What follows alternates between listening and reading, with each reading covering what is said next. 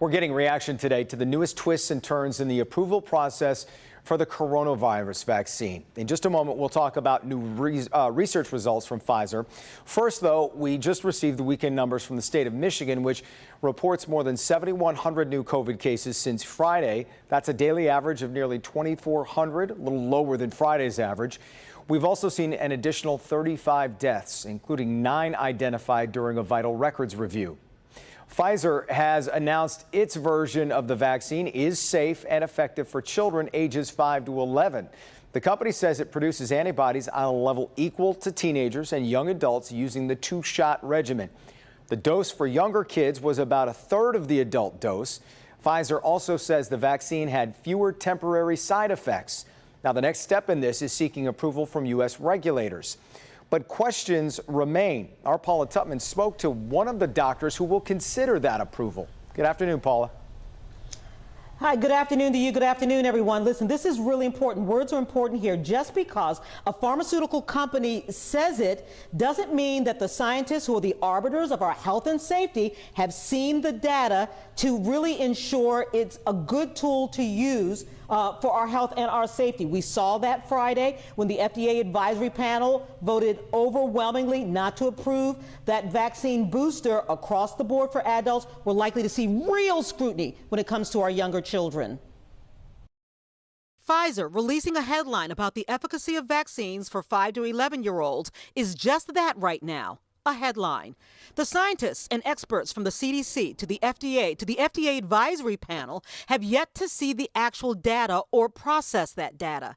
Dr. Ovita Fuller, a virologist from the University of Michigan, one of 18 very important voices on the FDA advisory panel, explains what she'll be looking for when she eventually gets the actual data. Children are not little adults, right? They're not like, okay, just give them less.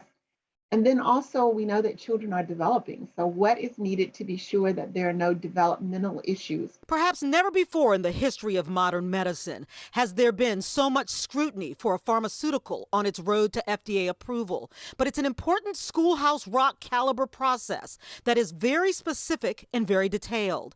The science behind the vaccine must be evidence-based.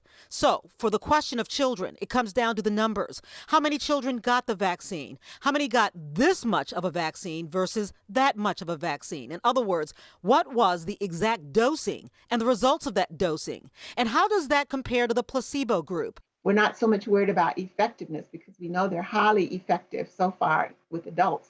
But we want to be sure that the dosage and duration and those things are correct for children. And it's the same process that led to the eventual FDA approval of the Pfizer vaccine for age 16 and up in August.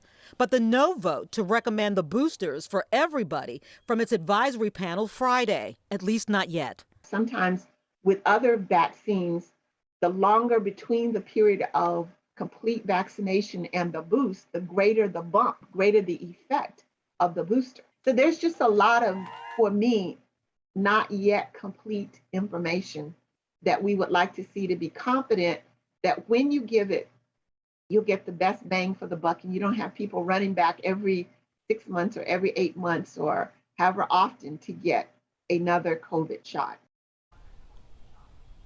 So in terms of protecting the public, Dr. Fuller says this science is clear, and that is everybody who is eligible for these vaccines, in order to protect their children and the children around them, should get those vaccines while the scientists sort out the use of the pharmaceuticals for others. Jason? Yeah, much more for sure coming on this. All right, Paula, thanks.